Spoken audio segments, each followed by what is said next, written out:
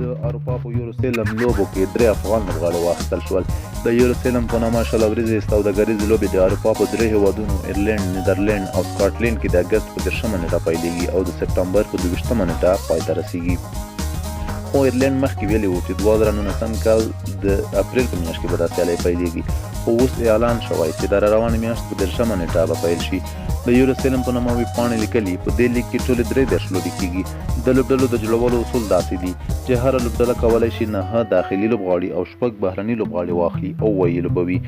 د یوروسیلم لیګ لوبډلې په دې ډول دي: امسټرډام یونایټډ لوبډله، ایډنبورګ راکس لوبډله، ګلاسکو جاینټس لوبډله او د بیلفاست ټیټانز لوبډله.